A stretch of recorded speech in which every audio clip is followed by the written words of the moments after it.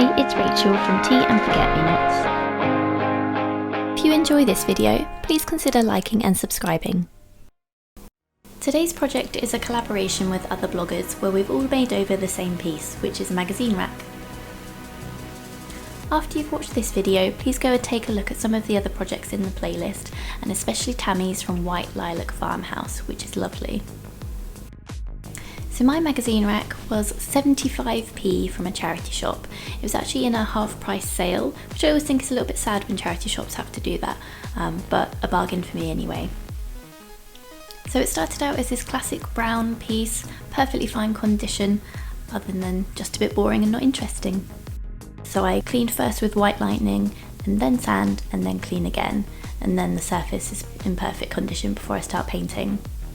I tend to clean my furniture twice, both before and after sanding. You'll see in a second why you need to clean it after sanding, but to also clean it before sanding is useful because anything that's on the surface, such as grime and dirt, if you don't clean that off before sanding, you actually can push it further into the wood. I sanded the piece with 180 grit sandpaper to take the shine off the varnish to give it the best possible surface for the paint to stick to. The sandpaper I use has this foam backing which makes it really comfortable to hold. And you can see all the dust that was created from the sanding, which is why it's so important to clean afterwards as well. Otherwise any paint you add on will just stick to the dust and eventually fall off. To make the transition from the dark brown to a light colour easier, I used a grey primer. It looks in this shot like it's actually a white primer, but you'll see when I add the white paint afterwards that it was definitely grey. The white paint is called Endless Shore from Dixie Belle Silk line. I used 2 coats to get full coverage.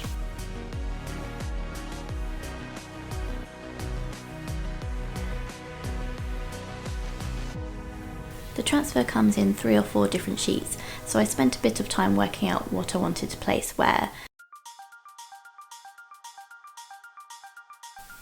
I knew I wanted the more impressive pieces to go on the ends so that I would have the most impact, but also some of the smaller feathery details to go across the centrepiece.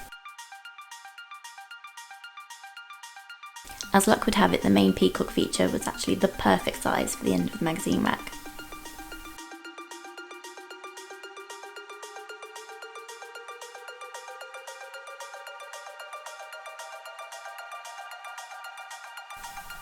I wasn't initially planning on dismantling the magazine rack to apply the transfer, but in the end I decided it would probably cause me more problems than the time it would save if I didn't, so I just went ahead and did it anyway. To apply the transfer, I removed the white wax backing and made sure it was in the right position, and then used the ruler-like tool that comes with the pack to burnish or rub the transfer onto the piece and make sure it was secure.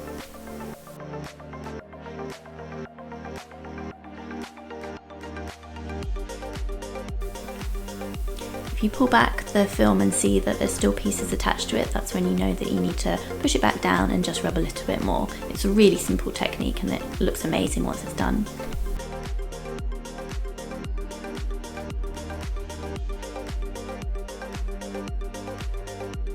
It does take a little bit of time to attach the transfer, but I would guess this whole piece took probably 15 minutes.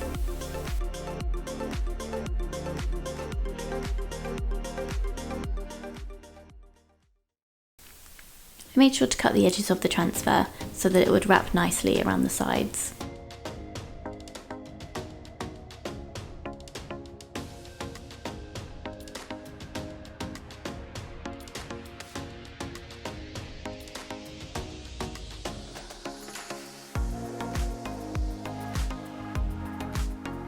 I added 1 coat of Dixie Belle's clear coat in flat so that it would just have a matte finish and you wouldn't know it was there. While silk paint doesn't need a top coat to protect it, as it's durable enough by itself, transfers do need that extra protection.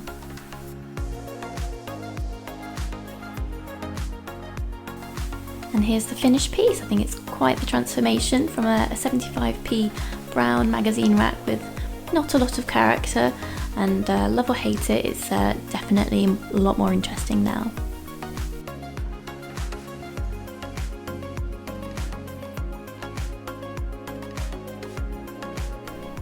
Until next time, bye!